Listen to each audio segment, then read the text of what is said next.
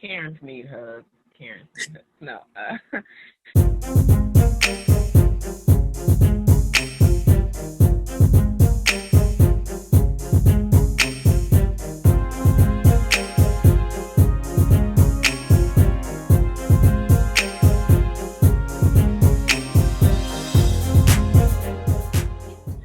My name is Lena Johnson. I'm a licensed clinical social worker, and I'm here with Alan and Alicia, who will introduce themselves. Go ahead, whoever wants to do. Well, I'm Alicia Jackson. I'm a licensed professional counselor. I've been in the field for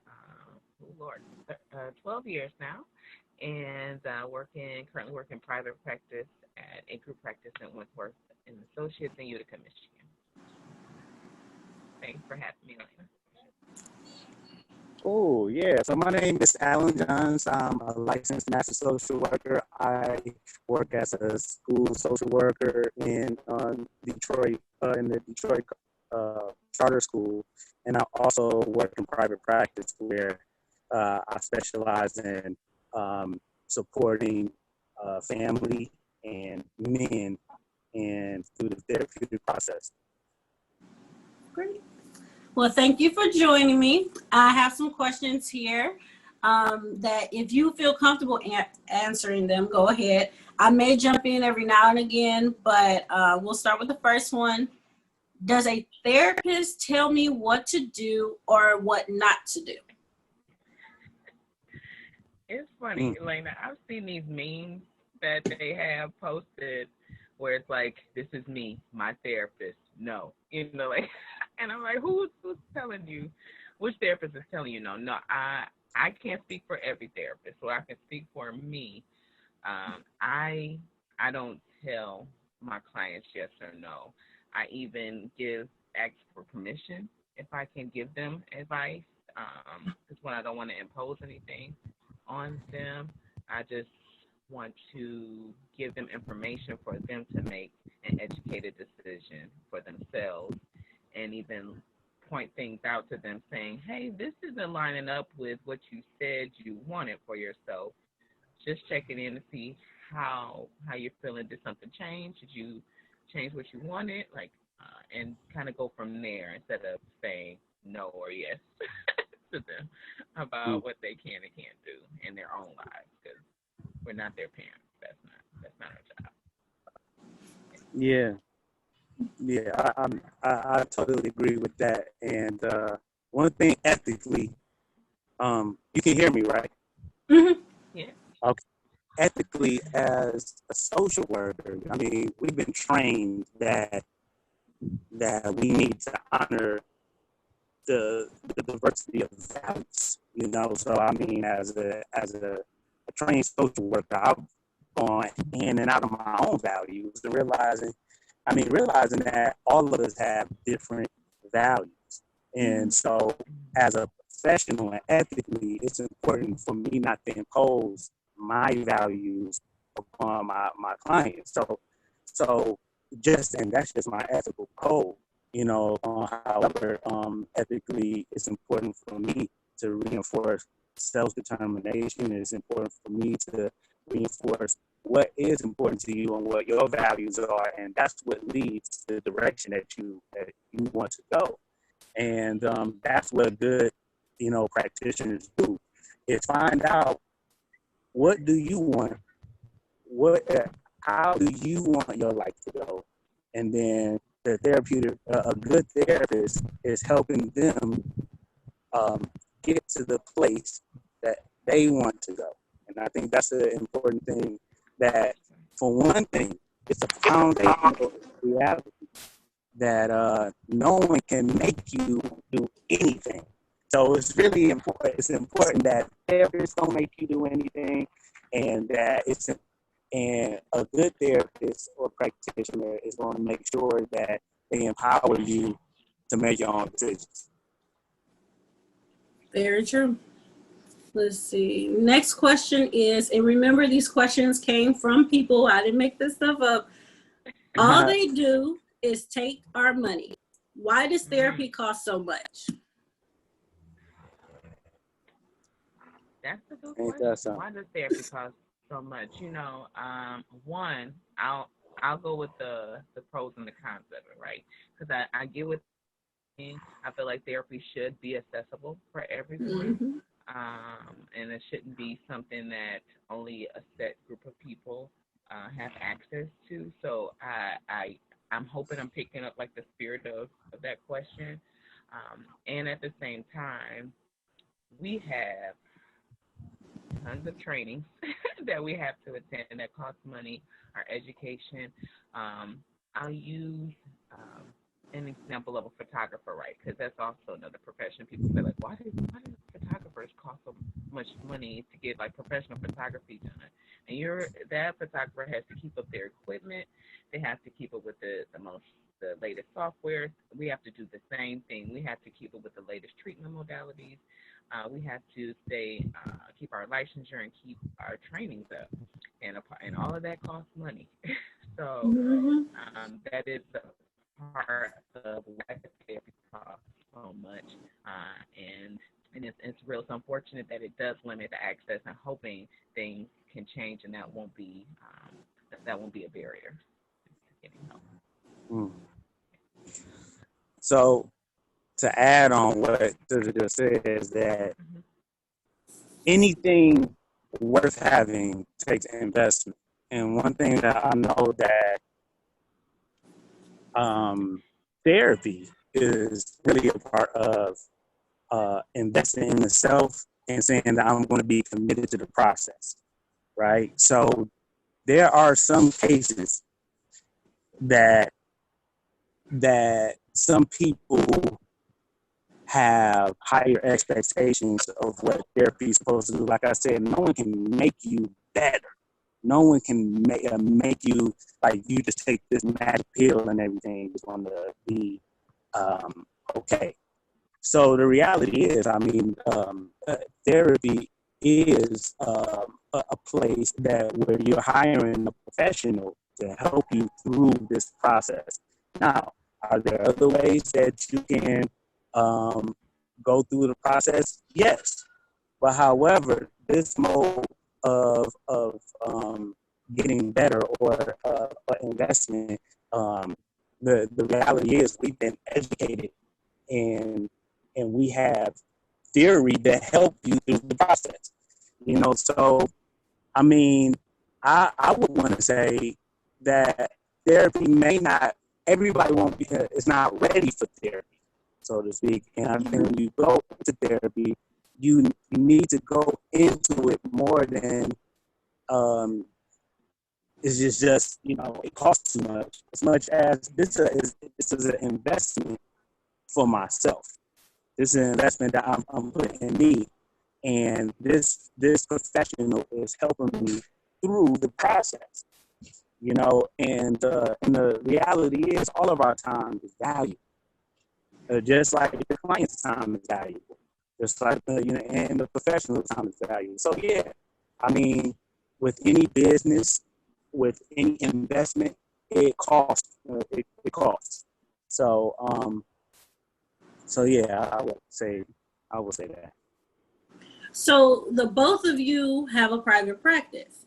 So say someone comes in and they're like, okay, well, I have to pay $250 for my therapy session. That's like 45 minutes to an hour. Do you get all of that money? No, Where does it go? no, ma'am. It actually, so my group practice, we have staff. We have staff who service our front area. Even in COVID, there are still some limitation of how many clients that can come in our office, but they still make sure that they're seeing that they're getting the right, filling out the right paperwork, that there's tissue, all that stuff. There's staff there billing to make sure that the claims are processed. That's a part of it. And then we have to pay our rent. The room that the nice cushy office that they come and sit into. So yeah, it is. And we have bills that we have to pay as well. Thank you for that. What about for you, Alan? So no, I mean, so I work for an agency as well, and the reality is I get a percentage. I get a percentage off each session I do, which I pay a lot of my percentage um, to do a lot of the business when it comes to billing the insurance. And I mean, so yeah, and for my space and all of that. So it's not like I'm pocketing every single dollar of that, like as if like I'm just taking in all that money. I mean, in reality, this is a business, like, and a business to run, you need money. So, and that's why I think that it's important for people to don't see the dollar amount as to say like this is an investment for me and for this success. And I think that's where, and there's more than money at the end of the day. Yeah, definitely. So we're going to change gears a little bit. Did the lack of treatment for anxiety as a young child cause my adult anxiety or depression to worsen? If yes, how do I address that with my mother who refused my treatment? I'm angry at her for refusing treatment when I asked for help. That is heavy. That's really heavy. And it's hard to say. My knee-jerk reaction, I want to say that for anxiety as a young person, and you now as an older person having years of untreated anxiety, it kind of you develop some behaviors, right? One thing that we know about in anxiety and any negative emotion, we try to avoid it, right? And so not having skills and working through therapy to build those skills, you kind of create this avoidance anxiety cycle that happens. And that avoidance cycle kind of compounds from behaviors and even consequences of your life that may lead to you being more depressed and anxious. And so that could possibly be something that has been like a compounded issue because not having anxiety treated as earlier. And as to how you confront that with your mother, that I think there's two parts. One, your mom did what she felt was right, and she did that because of the information she had at the time, or her opinion about the information she had at the time, and it's up to you to accept that and not accept it and say you're okay with her decision, but accept it as this is what she did from where she was in her life, and this is where you are now, so that the relationship can resolve. Because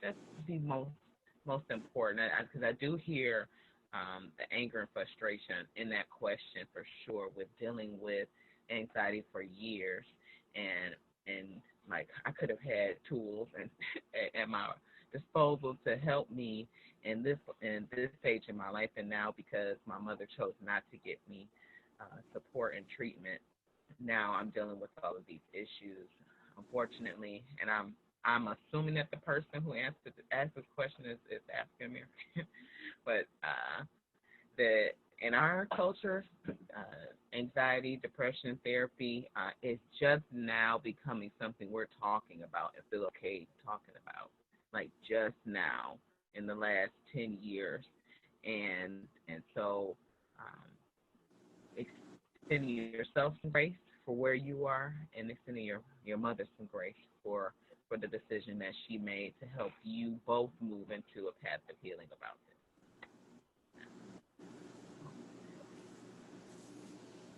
Sounds like a level of forgiveness has to occur. Yeah. With And I understand the offense for sure. It's an offense, for sure. And to add to that, it's important to also know that think of where you are now, even though you didn't have those skills. You made it to be this adult that is flourishing right now.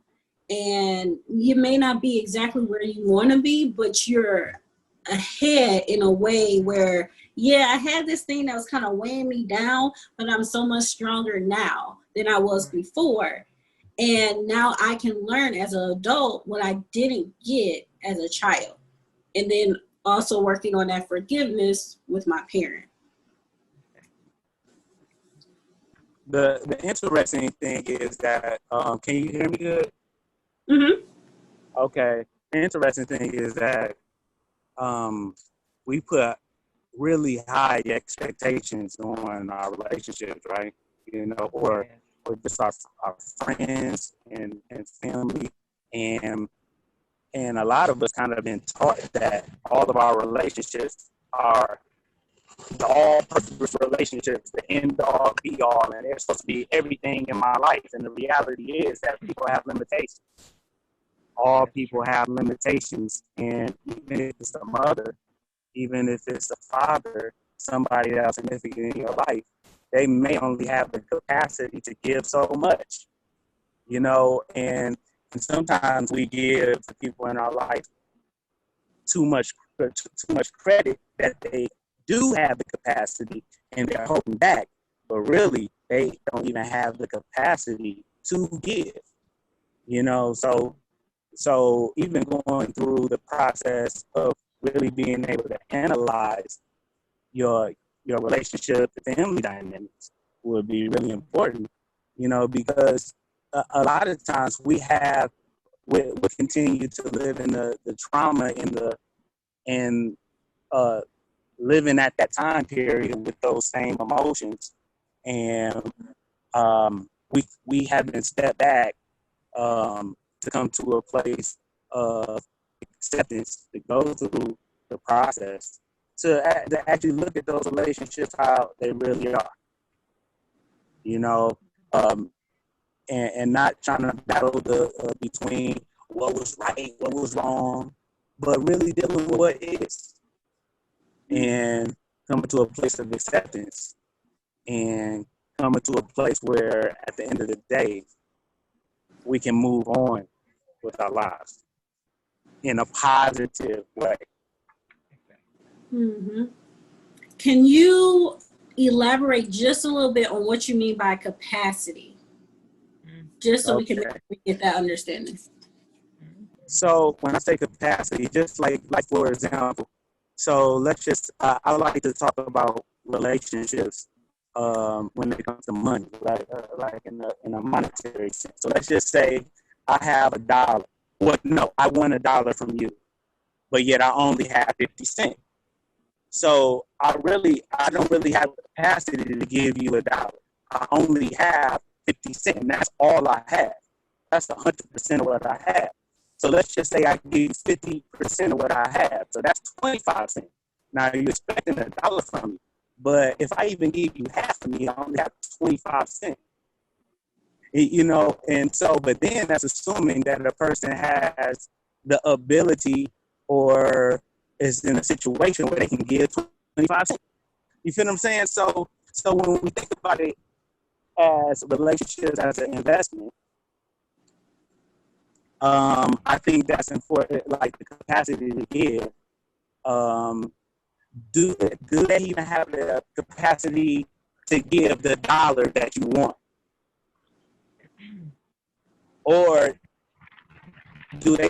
are they really only dealing with 10 cents, 20 cents, 50 cents? And I guess like when we look at things in that proper perspective, we get to a place where we look at things in a proper perspective that, oh, you know what, mom only had 20 cents. You're not coming from a place where they should have gave me $1. You come from a place of like, okay, I'm thankful because we got something, and realizing that everybody can give you what you need, you know, and they don't even have the capacity to give you what you need, or the dollar to give you what you need. And to add to that, if you give your 25 cents, then you're left with nothing. And then you got to figure out how you're going to get some more money. And then it may be a situation where it's like, oh, okay, well, I don't have it right now, but I gave and I feel better. And maybe I get 50 cents later on, but I don't know because I gave it away. Yeah. And so it's one of those things where it's being thankful for what you did receive because you could have received nothing. So. Exactly. Yeah, exactly. Thanks for explaining that. Let's see. Next question is, how does one quit a therapist? I have one that I have been seeing since last November. From the start, we've never clicked or understood each other. In the end, I'm not getting much out of the sessions and they are costly. How does one break up with the therapist?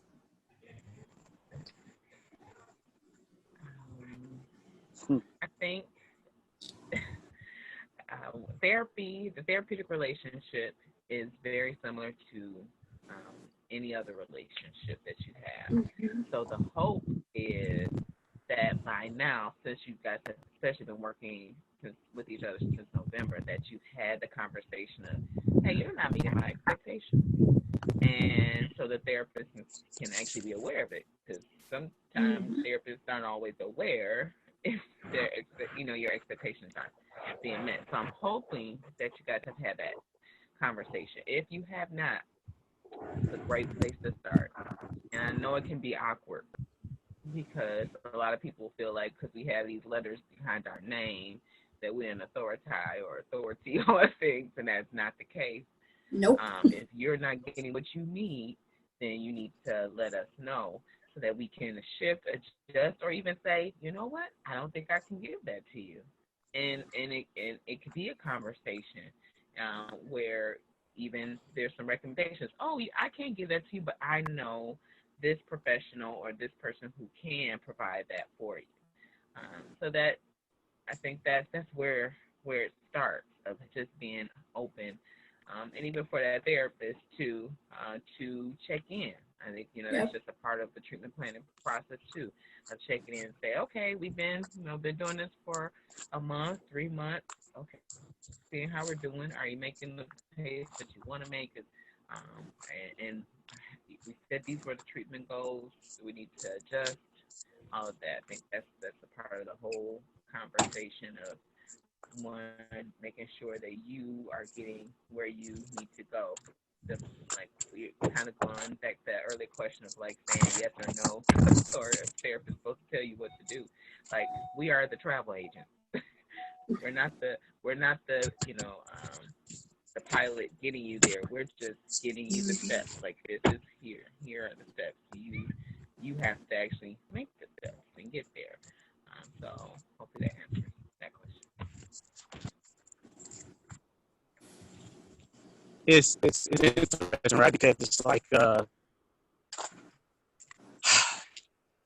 this is a good question, because it's just kind of like, how do you gracefully split from anybody, right? When you think about it, it's like the reality is, are you the questions that you have to ask, like, is this process helping me? If this process is helping me, then, and I feel comfortable with this professional, we should continue to work. And also, I think that it should be a completion. Like there should be like, okay, we've got to this level. We dealt with these goals. And it's important for you to make gains together. And let's just be honest, there are some bad therapists out there. I'm not gonna say that all therapists are angels. Oh, yeah. The reality is there are some therapists that will sit on your time and just say, tell me how you feel. and they will do that. I would have to say that it's important that you do have a professional that is looking. I mean, because remember, our time, both of our time, is very important. overall time is very important. And if you believe that this professional, if they're not creating the process and environment for you to make the gains that you want, it is okay. You have the authority to say, I don't think this is working. You know, I don't know if it's you, I don't know if it's me, but something's got to give. You know, you have the authority to do that. And the reality is, you don't want to make this professional authority in your life. You are the ultimate authority for your life. It's important that even the therapist knows that you are staying the authority in your life, and they are just helping you along the way. So if you feel like that, I mean, you have the right to say, like, hey, this is not working, or I'm not connecting in this situation.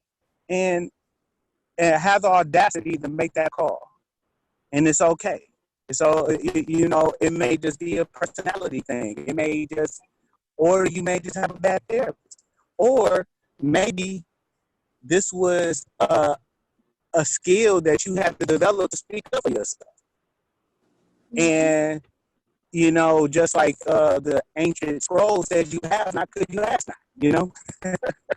So, I mean, it's a lot of things that can play, but it's not all the therapists. It's not all, but at the same time, I think that our clients need to know their power and their authority and their expertise in their own life, and really have the audacity to stand up for it.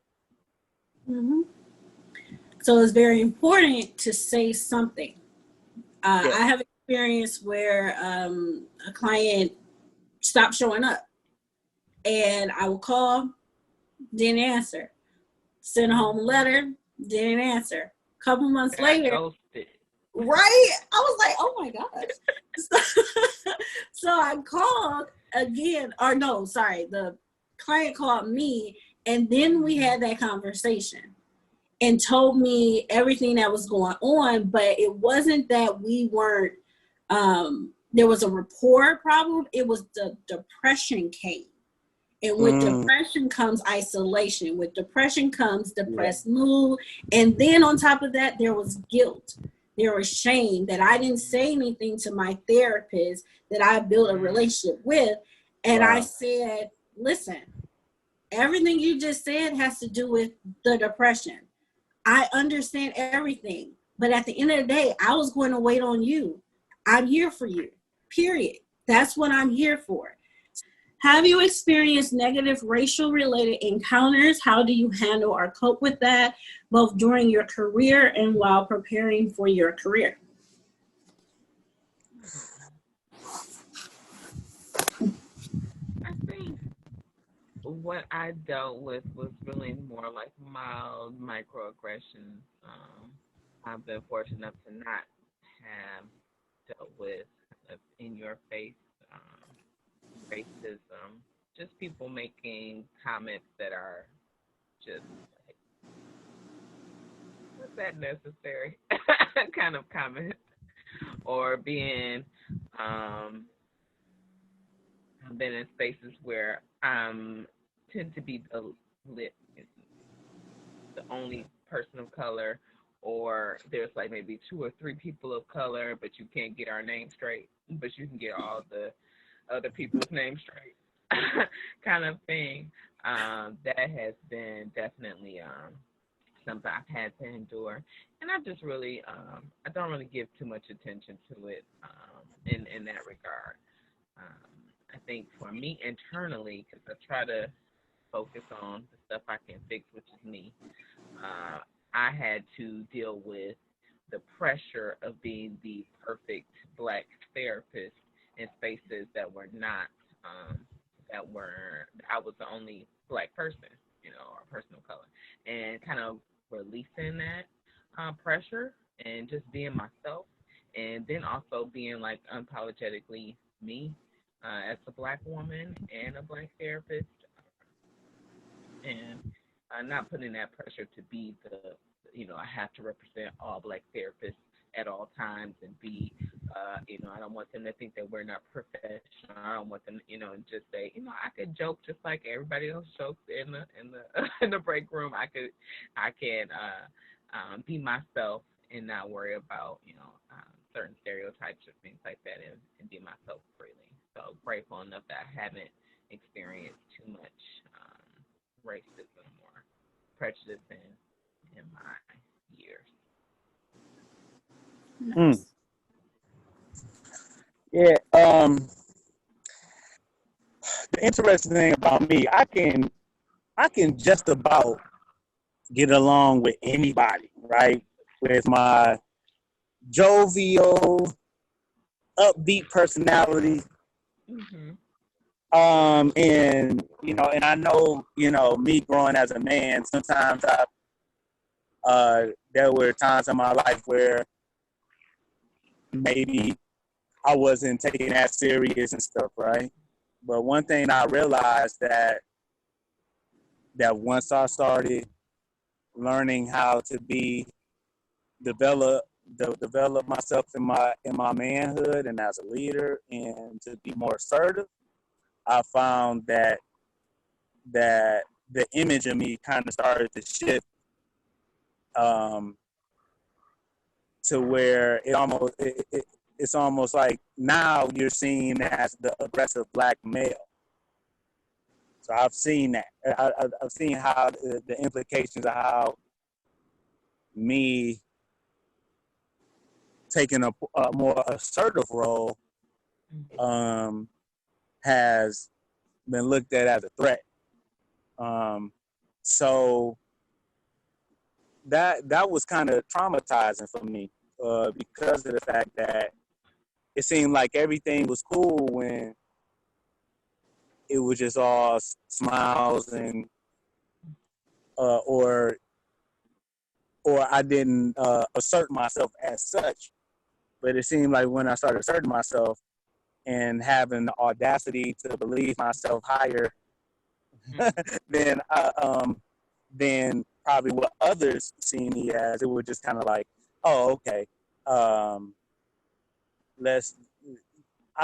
I've seen the attention of corrective action and being unethical or being disrespectful, and I did nothing of the like, and that was traumatizing for me when I was a part of an agency, and that was to happen because it was like I seen the temperature change around me quickly, However, I'm resilient, and I'm going to continue to invest and build myself. But it just made me want to be very watchful, and it's made and I do kind of have to remind myself where I can get triggered by that trauma, where I may feel like I have to overcompensate, or I'm hyper vigilant to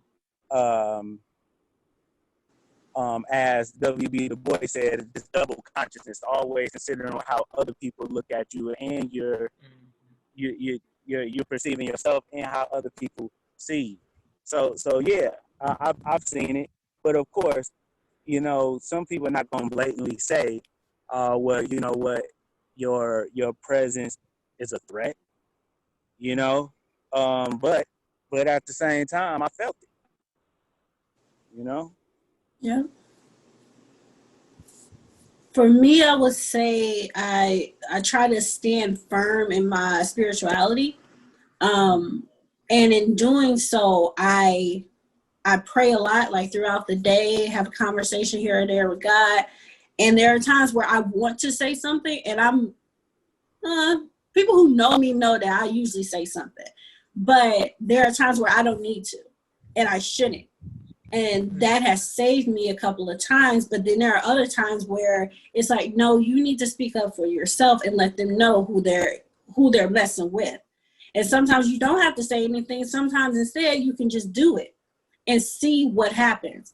And if I didn't assert myself during while I was getting my degree, I would not be a therapist at this point, because it wasn't one of those situations where, okay, well, this is what's going to be given to you. I didn't have that privilege of, okay, well, I already see the great in you, so here, you can have this position. No, I had to assert myself and show them who I was and what I was doing, and what I was all about. And that led me to put certain things on my resume that I wouldn't be able to do without lying, because I know people lie on their resume. I don't have to. So then it led me to where I am right now.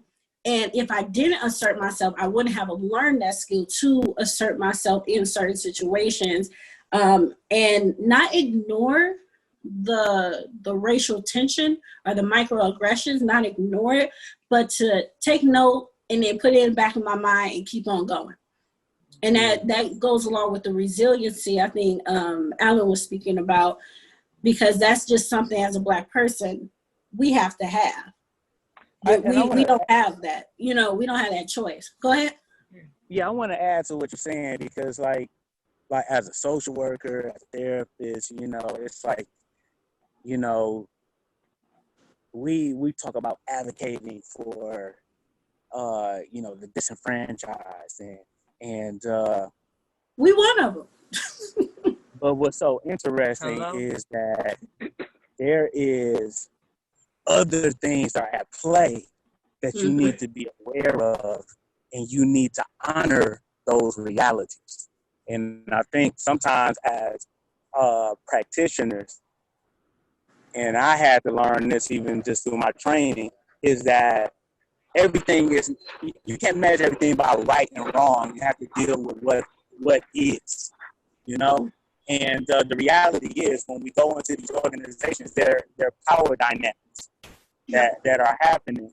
And so, and one thing I realized too, like, yes, my presence and my assertiveness may, and my Blackness may have an impact, but however, there's organizational culture. You know what I'm saying? There also there's politics that are at play. There are things that which racist politics in and of itself. See, you see, but I think just understanding those dynamics are very important. And it's the question is not much about is this right or wrong or not, because in many cases it may not be right. But another question I find asking myself and even my clients and stuff like that is, how much does it cost you, and is this what you want? That if it costs you a certain amount or don't cost you a certain amount, okay, is that what you want? If that's not what you want, move on.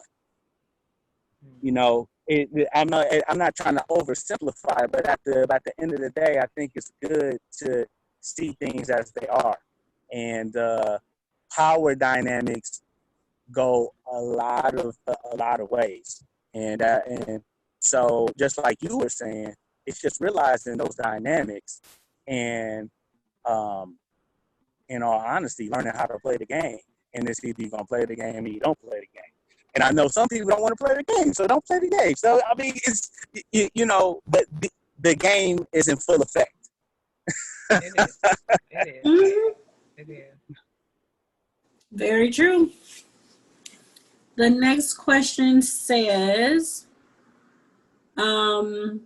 what is the experience that drove you into becoming a therapist?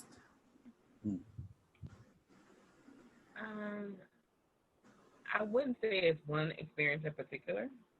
I think the upbringing I had and the models of people that I had. When I look at my grandmother is a prime example. My grandmother was a social worker without was always connecting people to resources, connecting. Oh, you need a job? Okay, I know so got a business. He can help you get your job. She was just always looking to help. She knew somebody. Okay, somebody's family's in trouble. We're gonna take them. We're gonna get them some groceries. She was just always helping, always helping. She had a a way of getting families into. She's a very strong woman of faith, and so she had a way of getting families into connected to church. She said, if I get the children involved in the program, their parents gonna come see them, and that's how we're gonna get them connected. Like, she was just very strategic, and that was her way. And I just saw how she connected people, and that was truly inspiration to me as a young person. And the same with both of my parents were very, and my father's passed. My mom still just has a passion for helping people and always trying to meet them at their need.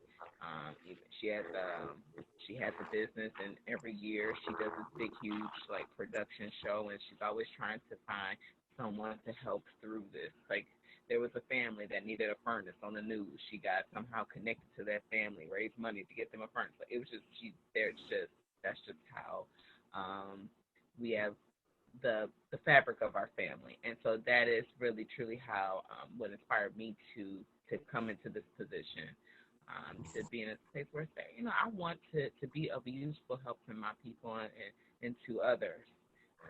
And that's truly what inspired me to do this. At first I thought I wanted to be a doctor, but I don't have the fortitude, one, to deal with blood. That's one thing. And then two, in medical school, those people don't sleep, and I need my sleep. That's a part of my self-care, making sure I get my sleep. So I chose this profession, and I'm really grateful. It's a calling. It's truly a calling. It's not something you fall upon into, just like teaching or even being a doctor, like I mentioned. It's not something you fall into, so you definitely have to feel led to do this work. Yeah, I totally agree.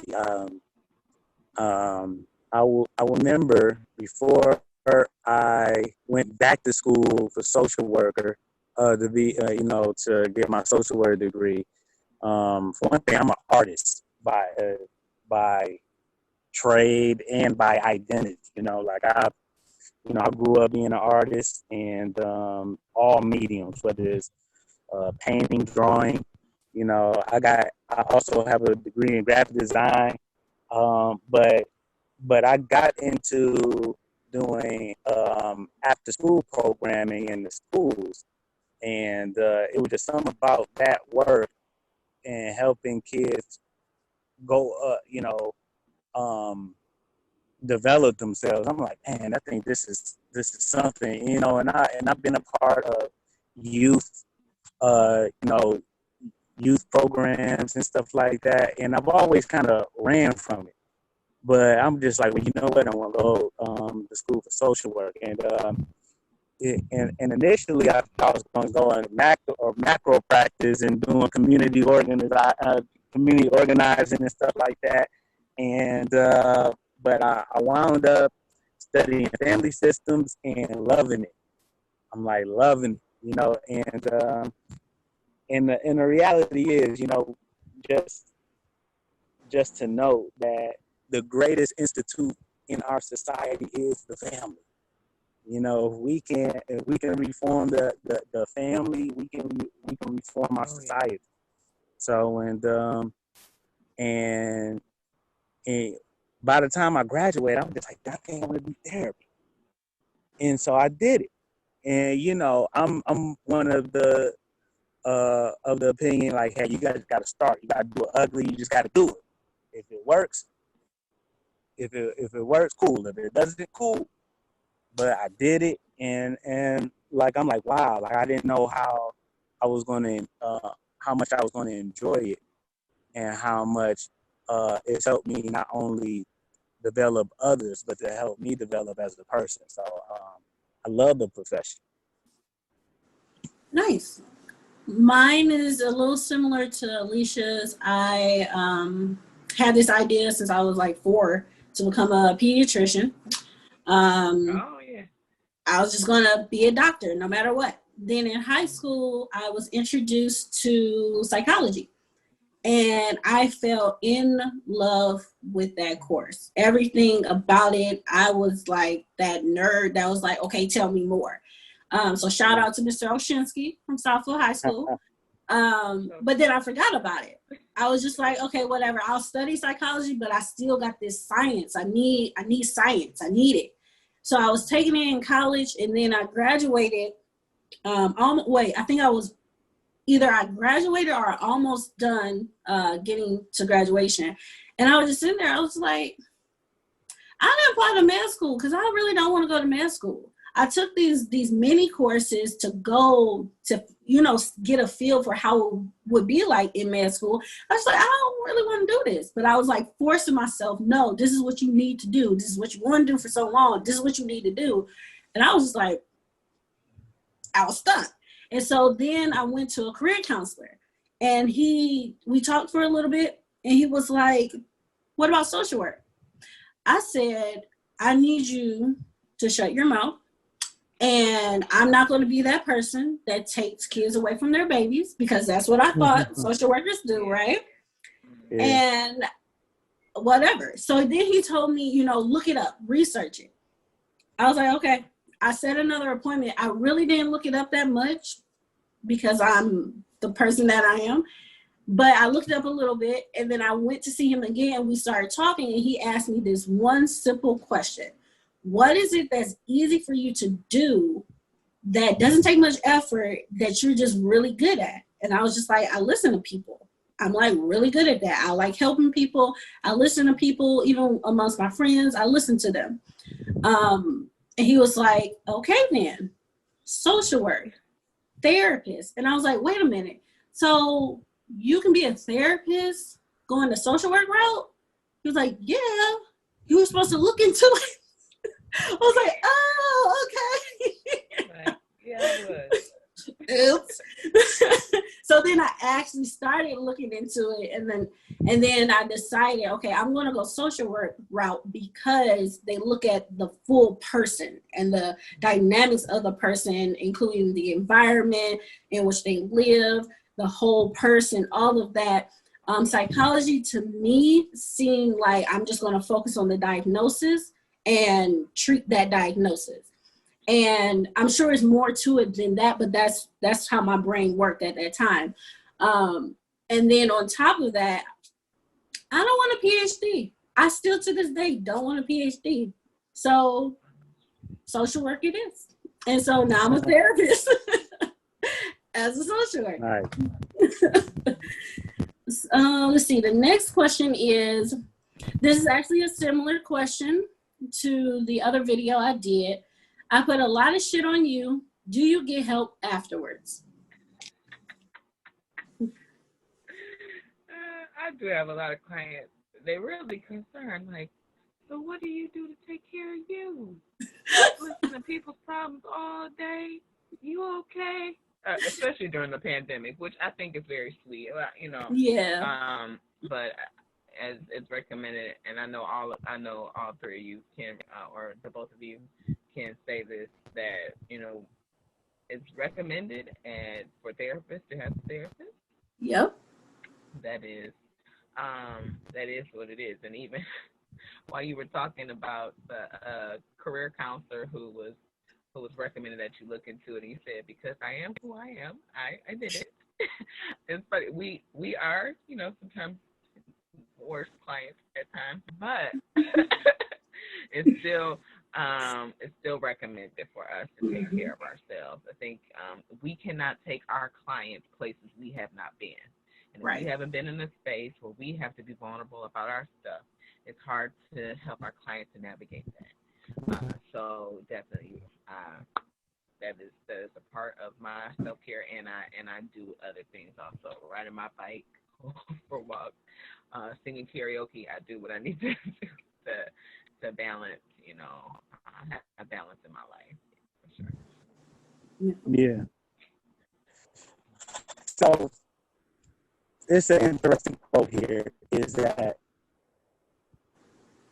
my job is not just to take your craft, but it's to help you get rid of your own crack. So, Exactly. there's a certain thing that I am detached from this, because at the end of the day, this is all about you. All right, so I'm going to continue with Alicia for the rest of the questions. The next question is, how did the spike in influx of addictions in the Black community come to pass, and why do you think that it is targeted at our youth? Well, I think influx. There's a lot of conspiracy about that, Mm-hmm. especially the crack epidemic, for sure. And some of the conspiracies have some truth to them. You wonder, like, was crack just planted in our communities, or how did it get there?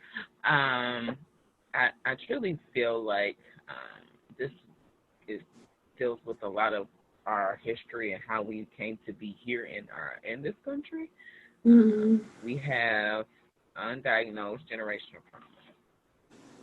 That's just a part of it, and part of a lot of trauma is it's very likely for someone dealing with trauma to medicate, self-medicate, and avoid the pain of managing that trauma on a daily basis triggered. And so I really feel like that's why spaces of color and easy access as well. Speaking to some of those theories, and even like I said, that have some truth to them. Mm-hmm. As to how the access to our community in low impoverished areas and crime, that is how that became to be that access to our communities, and it's targeted youth because youth are susceptible. I mean, youth are easily susceptible. If you think about just vaping, I use that as an example. A lot of what those companies did was put those fruity flavors on there Mm-hmm. to get children into these enticed into these products with nicotine. Like, pretty much after the truth.org, that Yeah. agency came up with all of that, their messaging against smoking cigarettes, pretty much people were like, you know what, we're not doing this anymore. But they say, okay, how can we still get nicotine to these people, to people, so they can feel it's all about money and capitalism, unfortunately. And so the youth are susceptible because when you're young, you are more likely to take risks and participate in risky behaviors. And especially if the risky behaviors is flavored with bubble gum or Or smell watermelon, good. sure, yeah, I'll vape and see what this is Mm-hmm. about. And then they wind up smoking cigarettes. And you're like, how did that happen? Or start experimenting with other things, other substances. But really, it's about, unfortunately, capitalism, which is another reason why we landed here. Is really money. Yep. And that's sad, because communities now are in a space where, even with the opioid crisis, it's like we are saying that money is more important than people's mental health and their physical health. So hopefully that's something that this pandemic can hopefully rectify, and because we're seeing more and more how capitalism really isn't working for us. Right. Yeah, so doing us more of a disservice, where the haves and have-nots, not a balance. Really can't have a have-not in a pandemic. You just can't. Very true. What are practices to help keep positivity alive during emotionally difficult times? Oh, like right now. Yeah, pretty Like much. right now. I say we are getting a crash course in distress tolerance. My goodness. So distress tolerance is a skill that comes out of dialectical behavioral therapy. And sometimes I hate to even say that because that just sounds like, what is that exactly? But it's a treatment modality. It sounds fancy, but it's really the stress tolerance. It's really how we manage distress, how we tolerate distress, like are in distress, and it's knowing that it's not going to change or go away, right? Like this pandemic isn't changing. It's still here with us, and it's not going away. But how do we manage it and cope with it in the meantime without making matters worse for ourselves? That's really what the stress tolerance is about. And so in this question is leading to how do you maintain positivity? Because that's looking into, because you want to be realistic about it, right? And not be corny or trite, right? About it, and be realistic to yourself. So one, acknowledging how you're feeling, I think is the base of it, because you don't want to ignore the negative feelings that you're having, because it's invalidating to yourself. It's not truly taking account to, okay, I'm really not feeling it today. Okay, so how do I adjust? One thing that can be really helpful, and that's the shift, and I know you probably have heard of it, Lena, is doing just a gratitude journal. And it's something every day. You cannot be, complaining and grateful, and using gratitude at the same time. So just counting for the things that you're grateful for, and I was in a point when we were in the beginning of this pandemic where I was fussing. I came home from grocery store and I was like, I gotta wash these groceries. I was just so mad, and I was like, you better be glad you got these groceries to wash. Alicia. You have the running water, clean running water to wash these groceries. And so that was it was a complete mind shift. Not saying that 100% I felt excited about washing my groceries, and I started, dancing around the house, but it was just a mind shift for me to kind of get into a better headspace. And I think that is with the power of something like a gratitude journal, listing 3 to 5 things that you're grateful for, whether it's at the beginning of the day or the end of the day, to just kind of shift that focus. And then try to, I know I'm using the pandemic, but that's my assumption is what they're getting to with that question, of trying to get a change of scenery as much as possible, and being mindful of what you're feeding yourself, because there's a lot of content now in 2020. There's a lot of content. We have Twitter, we have Facebook, we have Snapchat, we have TikTok, we have YouTube, we have all of this content, podcasts, everything. So if you're feeding yourself negative stuff, chances are that's what's going to be up here. So making sure you're feeding yourself some positive things too, things that feed your spirit, feed your mind, that can help you shift our mindset. Yeah. To add to that, I would say understanding what you have control over and what you don't, and then focusing on what you have control over. You don't have control over this pandemic. We don't either. We don't have control over meeting in person in order to complete a therapy session. And we feel uncomfortable with that sometimes too, but we learn to adapt.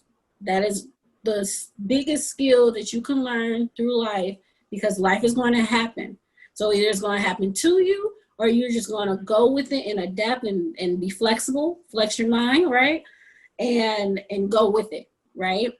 And then the other thing is kind of funny. I have an anger management group, and it's all men right now. It's actually co-ed, but this section is all men. And I started talking about journaling, and I said, listen, I know it sounds girly, but journaling can help you get that frustration out without hitting something or hitting somebody or cussing somebody out or yelling at somebody. That way you're getting it out and you're acknowledging how you're feeling. And then at the same time, you're allowing yourself to think about how you're going to respond. You're slowing that process down. And I think one of them at least started journaling. The other ones, I don't know. Yeah, it's like, you telling me to journal and talk about my feelings? Feelings? What? Like, that's why you in the anger management class. It's like, come on, there's feelings underneath that anger. No, it's not. Underneath it, that's right. Yeah. Unfortunately, we in a society where men can only, that's the only one we allow them to express. You know, yeah. So that's why oftentimes, because I've also taught anger management classes, why the majority of them, I will have like maybe 2 ladies, 2 or 3, but the majority of them are men, because we don't allow men to feel sad, scared. We don't allow that. Like, what you talking about, boy? Right. Step that up. Yeah. Like, no, that's not healthy. Nah. Let's see. The next question is, what is a Karen in pop culture? What do you think leads a person to become a Karen? And what's the appropriate way to respond to one if they challenge you? Karens need hugs. Karens need hugs. No. Karen, it's a slang term for a privileged, and I would say, in my view of a Karen, a privileged, scared white woman. Because typically the term Karen, how it became about when there was this, and there's still happening, influx of white women calling police on black people just walking down the street or barbecuing in their house or playing music on their property. It's sad, unfortunately, but I was watching a documentary a couple of months ago, and it was it's a white comedian. I think her name is Chelsea. I can't remember her last name, but she did a documentary on privilege, on white privilege. Chelsea Handler? Yes. Does white privilege exist? And they were like, I don't see white privilege. She was like, but would you if you were white? And then she was like, oh, would I? Like, it was just clicking some bells for her. But it was to me, it was really mind blowing to see how kind of siloed our spaces are. You know, if you don't have much interaction with people who don't look like you, you're like afraid. You know, every person of color has seen a white little child look at them like, what are you? And why don't you look like me? Because they've never seen a person of color. And so I think that's truly the cure to this is really having more spaces where we interact with each other. And there's not this ignorance and fear of each other that, you know, because a black person is on my property and the only pictures of black people that I see are on the news of them getting arrested or in movies of them being the person who's robbing me at gunpoint, then I know that there are black people who just go to the store and get groceries, come home and eat them and just chill with their families. They don't have any other motives in life but just like existing. Just like me. Just like Karen. Karen is also. So yes, Karens need hugs. Karens need hugs. They need to be embraced. I think, and that's why I think it was really great to have Alan on the video earlier, just so that there can be just more images of black men in particular in spaces that are not in handcuffs or behind bars, because that's not how all black men show up in the world. It's not how most black men show up in the world. Yeah.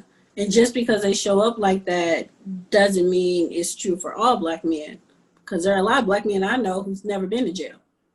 Exactly. And then there are some black men who've been to jail because they fit the profile, not because they actually did anything. So Exactly. I'm going to speak on the other Karen. The other Karen is a person who uses their power, whose unconscious bias builds and builds and builds, and recognizes the power that she has, and cries wolf. And cries wolf until even because I've seen a lot of videos recently, even as the person is recording that person from the very beginning, not in the middle, but from the very beginning to the end. And it's one of those situations where they'll even say, well, all I gotta do is call the police because I just don't want to see your face, or I just want to get my way, and I know that I can. Some people you can help, and some people you cannot. As far as staying healthy, as far as staying safe, it's important to recognize what this world is coming to and has been for years and years, and recognizing that boundary. Am I going to entertain this, or am I just going to leave? And if you're going to entertain it in a way where you stay safe. And if you're choosing not to entertain it, then, leave. But then what if that person follows you? Then, of course, you have the option of recording, right?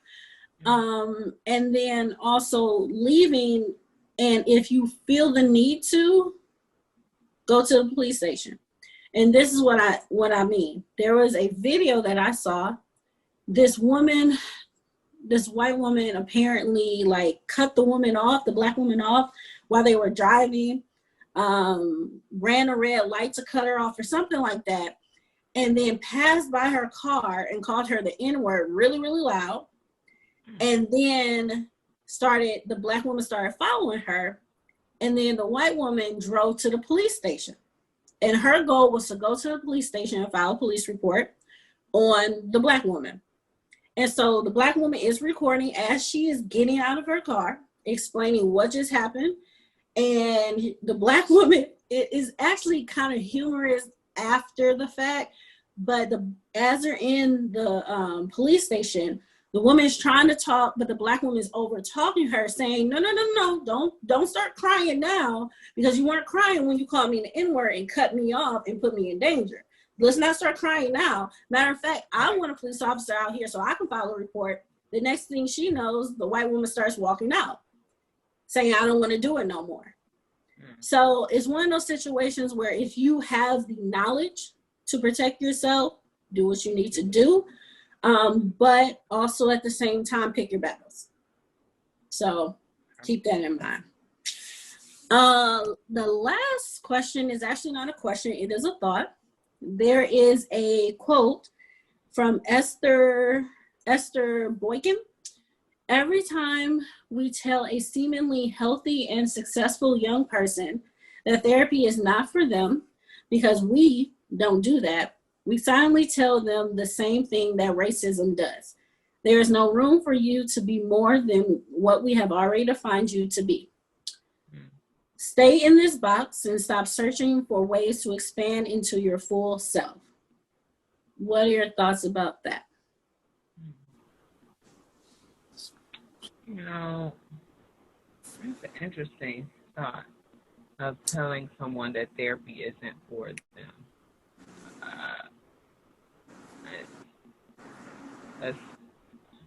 It's so much judgment, right? And so much power you're stripping away from somebody. But how can you tell somebody who is not for them? That's I'm kind of stuck there. I really feel like that's a space where you're depriving somebody of an opportunity to get to know themselves. You're depriving somebody an opportunity to see themselves. That's really what therapy is. It's a mirror. It's a reflection. And to develop their emotional intelligence and become aware of themselves, and to deny somebody that opportunity, I feel it's really a travesty.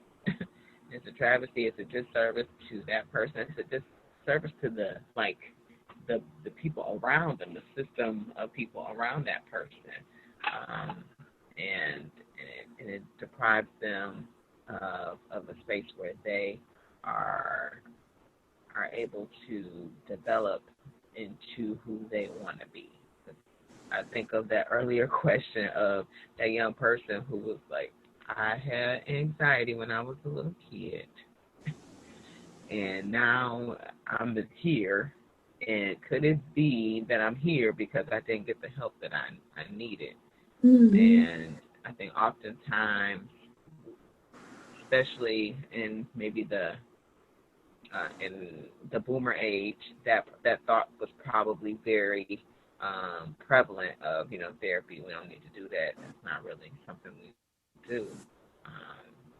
And I'm so glad that there's been a shift in our culture, in the ex-lineal things like that's kind of where that culture shift, generational shift happened for us, and so grateful for that. And now that we're in a space where we're able to have video, conferences about mental health in the Black community, and how we're shaping up. I've been a part of a lot of these, and that's been actually really refreshing to know that we're still having this conversation, a lot, and now we're getting more comfortable with the conversation, and that's been refreshing. So I hope I answered or addressed that question. You did. Okay. I think I would add, when I saw this quote, I thought to myself of building a person. Mm-hmm. And so if we are telling someone not to do something that will help build them to be that person that they're trying to be, we are hindering them. We are getting in the way of them progressing in life. And of course, my thoughts are biased because I am a therapist. But then I also look at it like this. That's like me telling somebody, oh, no, you don't need to go to the doctor. Okay, yeah, you're bleeding. Okay, it's an open wound, and I can see your bone a little bit, but you don't have to go to the doctor. All you got to do is wash that boy off, put some alcohol on it. We'll stitch it up with some needle and thread. We're good. We're fine. Yeah. That's not how it works. It's just not how it works. You could do that route, but guess what? If you were to take some time to go to the doctor, if you were to take some time to go see a therapist, instead of putting a Band-Aid over it, you will go right into that wound and figure out how that happened, why it happened, even start talking about how it could have been resolved and learning from it, and then healing that wound and in a way preventing it from happening again. So when I read that quote before this video, I was like, that made me think of some stuff. And it's the same thing with racism. There's a lot of times where it's just like downplayed. Like, no, that's not racism. No, you're just overthinking it. No, I feel it. People of color, Black people have this instinct in a way. Like, nah, I'm already hypervigilant because of my skin color. I already know what's going on, what's happening. So I know something's up. I may not be able to put my finger on, but I know what's up. So that's what I thought. That is the last question. Did you have any lasting thoughts before we end? Again, I'm grateful that we're having spaces where we continue to have a conversation, talk about mental health. The more we can talk about it, the more it can just become normalized and a part of our conversation. That this is not just how the Jacksons are. This is not just how the Johnsons are. Let's talk about our family history. Let's talk about the things that we need to resolve. Right. I would say maybe it was about 3 or 4 years ago where there was just like a seeming influx of young suicide, like youth suicide Yep. that was happening. And I said to myself, I can no longer be a closet therapist, right? There was a space where I would go into work and then I shut off therapist mode and I was Alicia, because Alicia is very much a fun, loving, kind of jovial person. And I wanted to separate that because I was working, even at that time, in the adult community mental health population. And that is even working, you would think children was hard, but working with adults, whew, that was some heavy work. And so I wanted to cut that off, for my care. And so I had to readjust some thinking, how I thought about that, and saying I need to be a part of the global conversation about this, or even at least if there can be a part of the global conversation, I could be a part of the conversation of my community, and Right. start, really outing myself as a therapist in the world and saying I need to really continue this conversation so that we can continue to educate our people and continue to normalize seeking mental health services. It is a part of life. It is something we all need. There is no shame in it. You're not crazy. Nope. You're not crazy if you talk to a therapist. You're not weak if you talk to a therapist. You're not wasting your time if you talk to a therapist. You are looking and getting and seeking help for yourself, and there's nothing wrong with helping you. It's not selfish. It's something we all need. And so I'm grateful for you, Lana, for taking on initiative to answer people's questions and pulling people to be a part of this conversation. I'm grateful to be a part. Thank you so much for the invitation. Well, thank you, Alicia. I'm glad that you agreed to do it, as well as Alan agreeing to do it. It's been a journey, and I hope to continue keep doing this with different questions that may come up, as well as different topics to come up, because we need to have this conversation. And I think this will be the perfect time, since a lot of us are at home. Not us, but a lot of people are at home. So thank you so much for your input, and I appreciate your time. Thank you so much. Thank you again for having me. No problem.